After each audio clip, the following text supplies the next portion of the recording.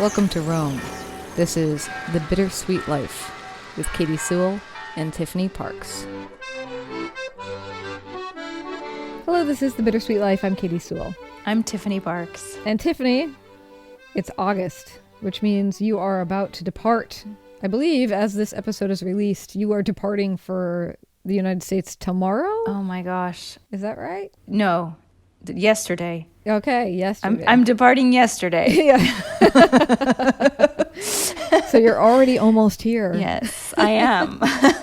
Through the magic of radio, you've already arrived in the United States as this episode is released. Well, that's exciting. Welcome back. Oh my gosh. Well, just to be on the safe side, because there have been so many crazy things popping up as far as can we go, can we not go, do we have to quarantine, do we have to take tests, do we have to have a vaccine, what about our child, so many things that I don't really want to say I'm there yet until I'm actually there, if you don't mind. Right. So we'll have to check in and see if you actually landed on terra firma and didn't get turned back at the midway zone at the mid-Atlantic. They're like, excuse me, is Tiffany Parks on this flight? Oh, God. Turn it around. International jets come, they turn the plane. Let's assume that you're here. Okay. Let's assume that you're here. But it did have us thinking about that not everybody, because so much of the world is in lockdown right now, but some people are traveling around. And over here in Seattle, and I know you're not coming to Seattle on this trip. I know. Unfortunately. But here in Seattle, a monumental thing has occurred. Our museums are back open again. Hooray. I mean, Rome opened their museums long before Seattle ever did. And so, it did raise the question, though, you and I were joking about, do we actually remember how to be in a museum? Yeah, of course. After all this time, after not leaving our homes for over a year, what is it like to go to a museum now? And I know you've had a little bit more practice in Rome because they've been open. But here, I'm thinking of venturing out. And I know as people travel around, they might be venturing out. Yeah. So we had this idea that perhaps it would be interesting to listen back to an episode that we did quite some time ago. Was this season 2? I believe it was season 2. It's episode number 56. We were still in the double digits. Wow. Yeah. Those are the good old days. Yeah.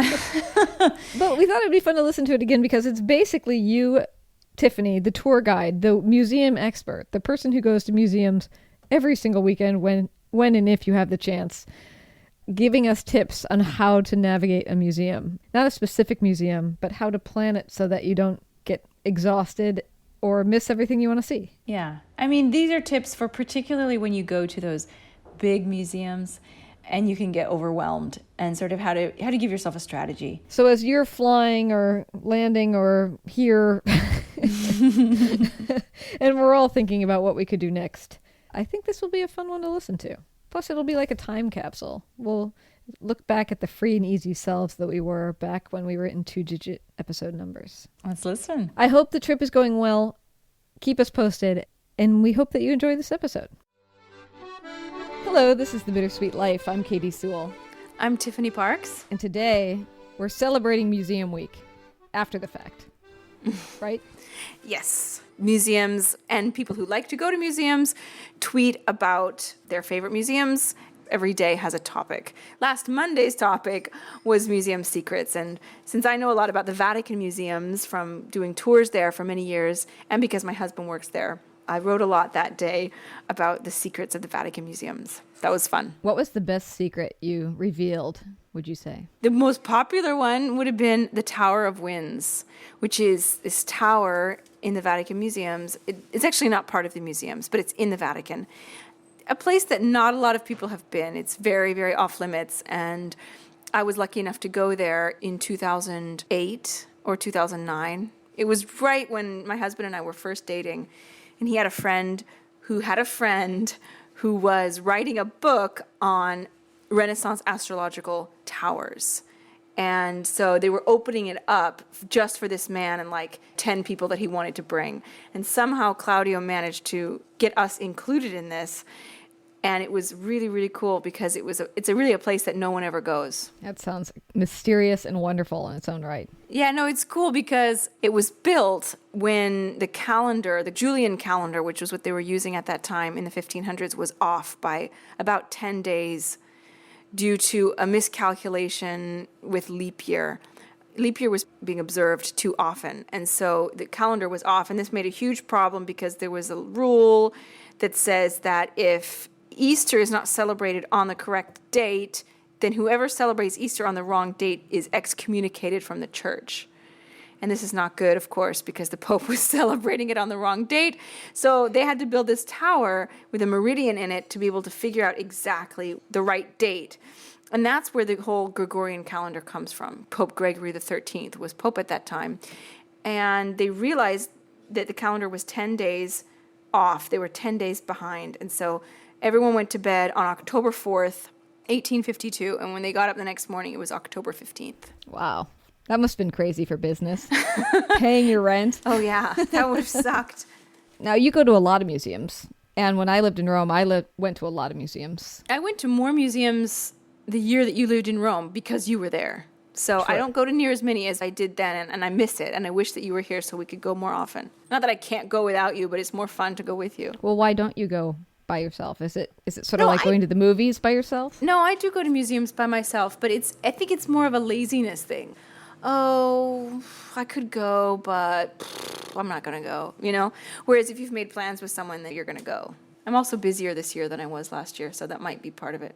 Well, as a tour guide who's taken, I don't even know how many visitors, thousands, hundreds of thousands of visitors through museums, give us some tips. What mistakes do you see people making when they enter museums? Well, in general, at an ordinary museum, so not specifically the Vatican, because the Vatican kind of has its own deal, but if you're going to a big museum like the Louvre or the National Gallery, I think the biggest mistake that people make is not to make a plan, to just wander. Because those museums are so big that you can never see everything. It's physically impossible to see everything in one visit. And so what happens is people just kind of wander, and they might enjoy what they're seeing, but they might miss something that they would have really enjoyed more, and they don't have the time to see it. Or by the time they get there, they're too tired to appreciate it. Or they just get, I think it's called Stendhal syndrome, which is basically the idea that after 2 hours of looking at art, you can't take it in anymore. You just kind of shut down.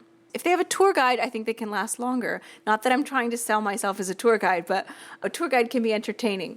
Whereas when you're just on your own after about 2 hours, you need a break, at least. So I would say when you go into a big museum, especially a museum like the Uffizi, again, the National Gallery in London, get the map that has all of the rooms on it, and it kind of gives you an idea of where different things are. Like there's the old masters area, maybe there's the Venetian masters, the Dutch masters, there's the Renaissance, maybe there's a section on Impressionism, whatever it is. If you know that you love Impressionism and you don't really care about the Dutch masters, make yourself a route. Pick your top 5. My husband and I do this because we're huge nerds, but it works. We get to the museum, we sit down, we open it up, and we decide, what we want to see. And he'll have his favorite things, and I'll have my favorite things, and so we'll make a route. We'll at least get through that, and then if we have more time, then we can maybe try something else. But at least we know we've seen what we want to see. That's a really good tip. What if you don't? What if you don't have a favorite thing? Yeah, how do you know where to begin? What if you're very new to walking in a gallery and all of a sudden you find yourself near the Louvre? Oh, well, I guess I should go. I think it depends on the museum. I think there are some museums who have a highlights route, like specifically for people who just want to make sure that they see the top things. You might be able to go online. Let's say you're going to be in Paris and you want to go to the Louvre. You know nothing about art. Go online, type in highlights of the Louvre, and see if someone has blogged about the top most important things to see at the Louvre. Then you at least have an idea. Maybe they won't be your favorite things, but at least you didn't miss the Mona Lisa, for example. Which would suck. That would be the one thing. Which would really suck. I mean, you have no idea how many people, you wouldn't believe it. You literally wouldn't believe how many people go to the Vatican Museums and either they miss the Sistine Chapel, they just miss it, or, which is worse, they see it, but they don't realize that they've seen it. My husband, as I've said, he works in the Vatican Museums. And one day, and he says this has happened to him more than once, he's been outside the Vatican Museums, basically right out the exit, outside the Sistine Chapel. And for those of you who haven't been to the Vatican, the Sistine Chapel, although it is a chapel and a religious place, it is part of the Vatican Museums. It's not part of St. Peter's Basilica. It's in the museum complex itself, which is made up of dozens of different museums, and it's enormous. So he was right outside the Sistine Chapel where people exit. They can't get back in from there. And he said people have walked out of the Sistine Chapel, turned to him and said, "Where is the Sistine Chapel?" when they were just there. What does he say? He always sends them on, away from the Sistine Chapel. He says, "Oh, keep going," because his philosophy is if you were in the Sistine Chapel and you didn't realize that you were in the Sistine Chapel, then you don't deserve to see it. It's kind of cruel, but come on. I mean, you have to be a huge idiot not to get it. Even if you know nothing about art, come on. Right? Yeah, I get that. What do you think about the people who go through and photograph everything?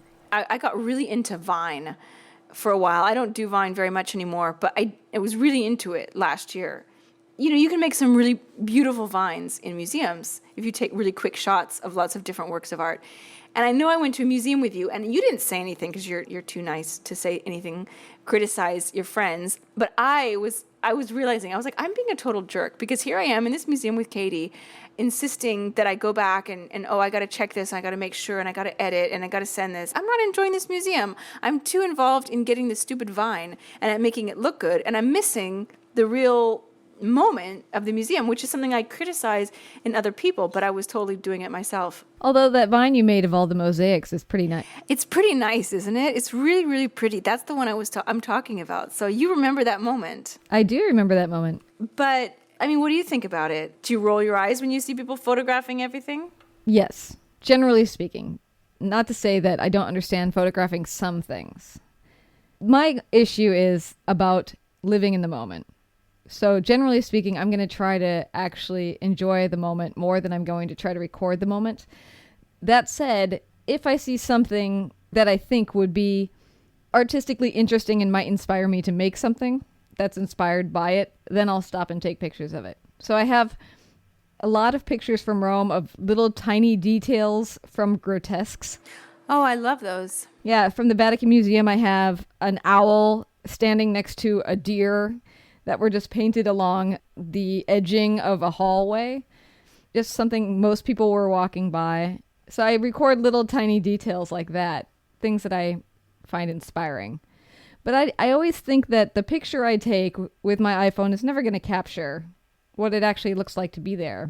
And there are probably people who took better pictures that capture what it's like to be there better. So I might as well look for those instead. Well, yes and no. I don't think you're ever going to find a picture of that owl and that deer, though. No, that's true. That's why I take that picture. Yeah, so I think that taking pictures of details is great. I love to do that, too, and I usually will tweet them if I take a cute little picture. And people appreciate it. People are fascinated by little details that generally go unnoticed. That I think you should keep doing. Yeah, the taking picture of the basilica... Yes, you know, if you go onto Flickr, into the Creative Commons, you can find that picture and it'll be way better. Yeah. A lot of what I record picture-wise, because I don't really like taking pictures, are things that I don't want to forget. And that could be a piece of street graffiti or that little owl and the deer. But for whatever reason, that brings me back to the moment, and it encapsulates a moment or an artistic idea that I want to hold on to. And the rest of it, I just sort of let go by the wayside. That's often why I don't have enough pictures of friends and things, because I don't take them in the moment. Do you ever pose in front of anything? For example, if you were standing in St. Peter's Square, would you think, oh, let's not just take a picture of it, but let's take a picture of us in front of it? Not unless there's a purpose. I took a picture of me in St. Peter's Square wearing a scarf a woman had made for me. I think that's the only picture I took of myself in St. Peter's Square, because I wanted to show her that, yes, it was winter in Rome, yes, I was there, and yes, I was wearing the scarf. That said, I never sent her the picture. So, the intention was there. I think I do take pictures in front of things, but I don't think I'm as bad as some people. I just like to put it out there. I don't take selfies. Oh, that's true. And I do not pose in front of works of art. A work of architecture, yes, but I will not stand in front of the David and have my picture taken. I will not stand, especially if it's a painting. Like, it seems to be in such poor taste to stand in front of a work of art and have your picture taken with it. I don't like it. It's something that you see at the Vatican Museums a lot, particularly women who are standing in front of these gorgeous works of ancient statuary, posing, as if they're at Las Vegas. That really gets on my nerves. Are you a person who would do the pose where it looks like you're holding up the Leaning Tower of Pisa? Oh, I've done it. I've totally done it. But in my defense, I was 20 years old. But yes, I have done that. I've done it holding up the Monument Valley. Or no, what is it? Leaning my elbow on Monument Valley. And that was just last year. So I don't have the excuse of youth for that one. When we were at the Leaning Tower of Pisa last year, we were taking pictures of people doing that, but slightly off. So you saw how awkward looking that they looked with the tower like slightly far away. Maybe I'll post one of those too. No, it's funny when you think about it, like how there are these trends in touristic photos, like the Leaning Tower of Pisa. If you ever go to India, go to the Taj Mahal, there's a picture that everybody takes. I had a little tour guide with me. If you didn't hear the story of my Taj Mahal tour guide, go back to the episode called Assault. Part 1. Part 1. That's a hint of how that tour ended up. But he was like, you have to put your hand like this so it looks like you're pulling up the top of the Taj Mahal with your fingers.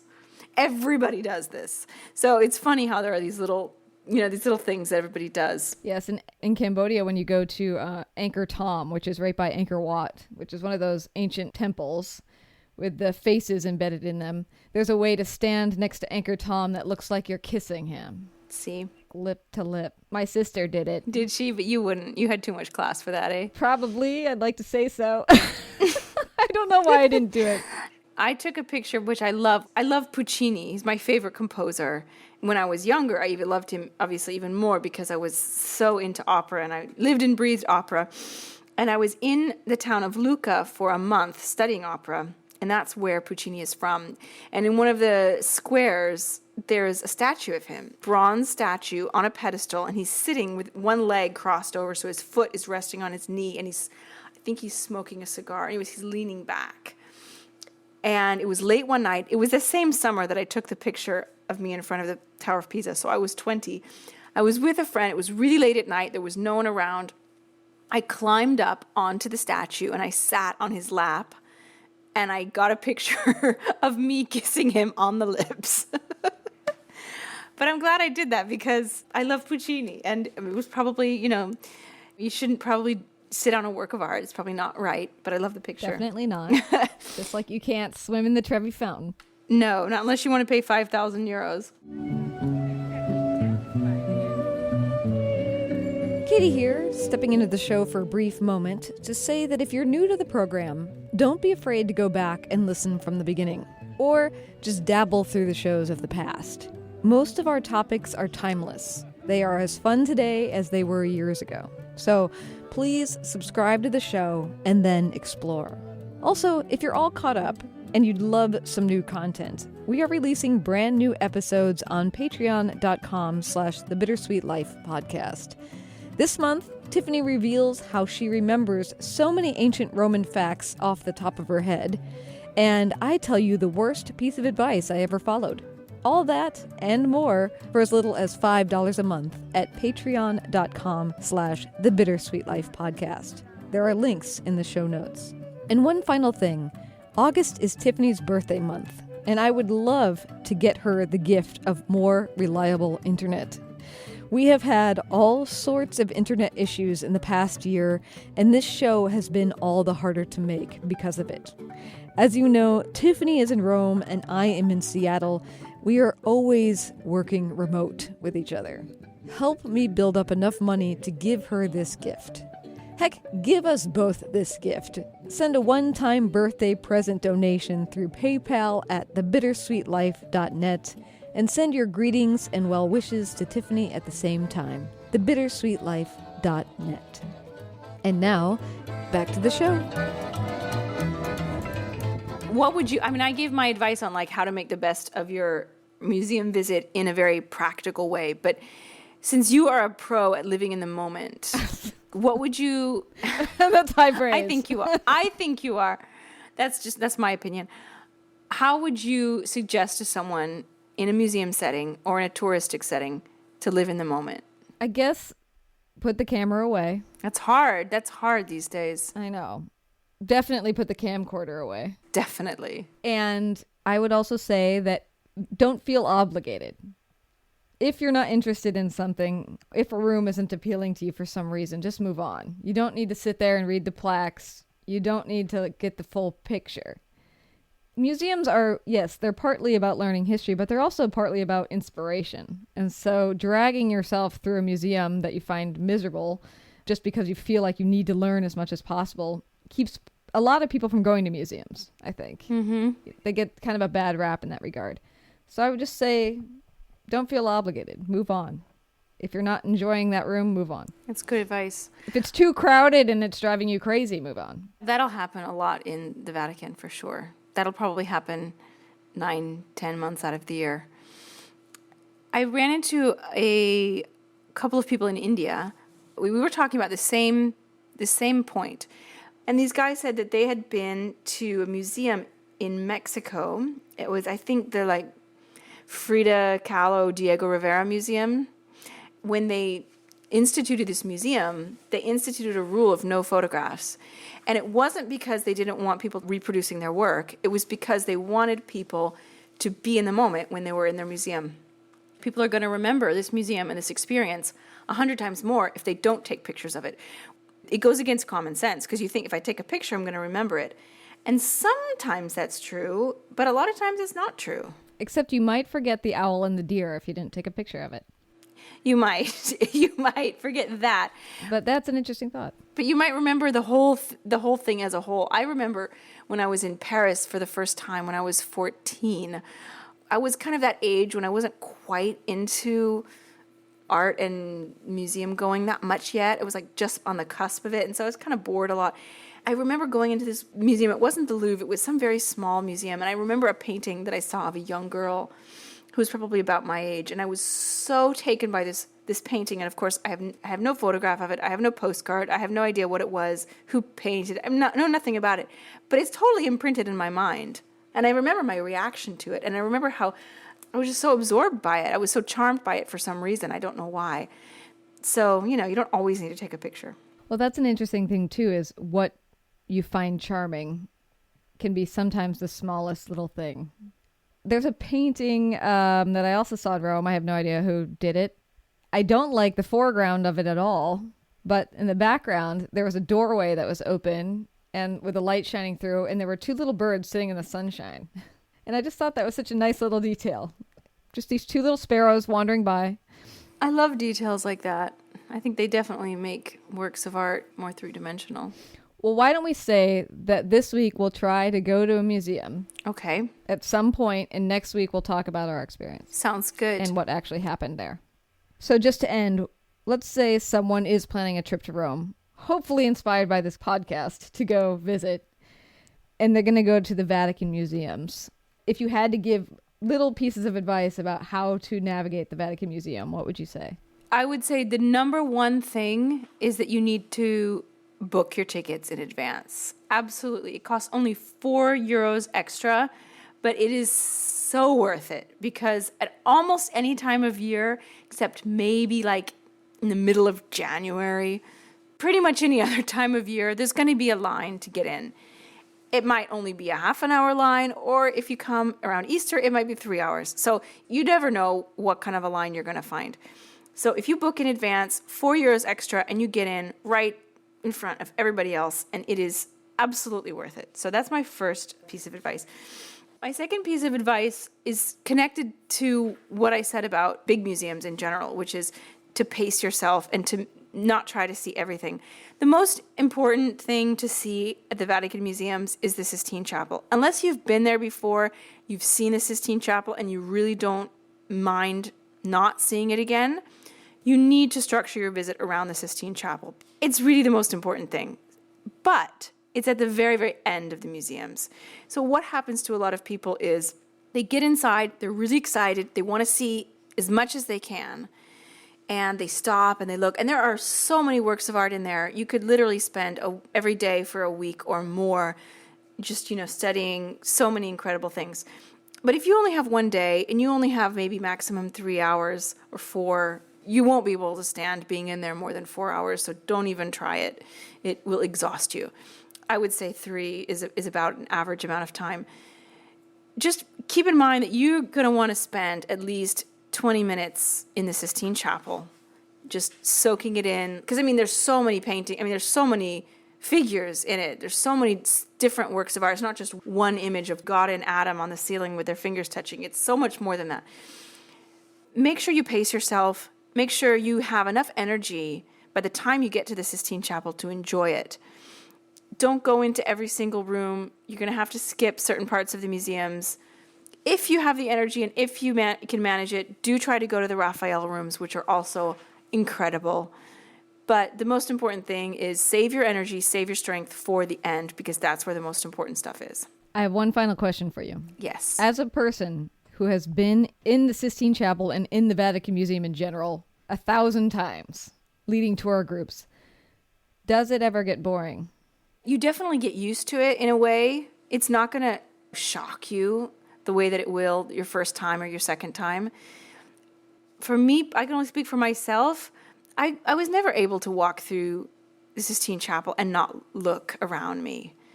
I don't do tours of the Vatican Museums anymore, but when I did, I would let my group loose for 15, 20 minutes, let them absorb it on their own, and then meet up with them at the back of the chapel.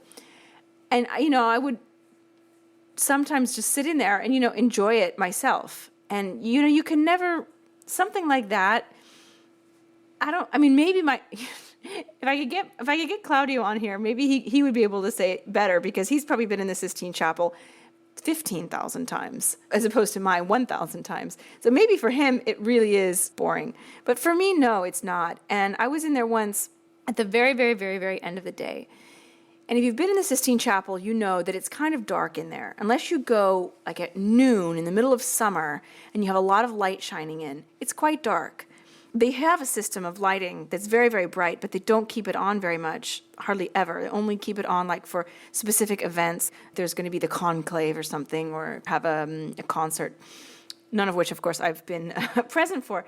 So it was the very end of the day, and I was just about to walk out with these private clients I had, and all of a sudden, all of the lights turned on. I'd never seen it before. It was like going from black and white to color almost. Never seen it lit up like that, and it was absolutely amazing for me. Do you think that you've seen everything in the Vatican Museums now? Oh, no, absolutely not. I mean, because I was a tour guide there, I was generally going to the same places, the top sites. So sometimes I would get clients, private clients who had a specific inclination to one type of art, maybe not common. So I've been to places just a few times, like the Etruscan museums or the Egyptian museums or the Modern Art Museum. But there are other places that there's a carriage museum, carriage and cars, the popes over the years. I've never been there. And there's a number of other museums, the Museum of Stamps and Coins I've never been to. I don't know if I'm missing much there. You're not. I went to that. No way. So, no, I definitely haven't seen everything. You have to consider there's thousands and thousands of works of art that are in their archives that aren't even on display. Mm-hmm. Well, we should leave it there. Okay. And you have your assignment. Try to get to a museum this week, and I'll do mine. I will try. We'll report back. Until then, this is The Bittersweet Life. I'm Katie Sewell. I'm Tiffany Parks. Talk to you next week. If you're coming to Rome, Tiffany is an excellent tour guide. There's a link on our website, thebittersweetlife.net, and you can have her personally drag you around the city. And consider supporting us. There's a donate button on our website. It helps us pay the bills and keep this podcast going without too much loss for us. Thanks so much for spending all this time with us.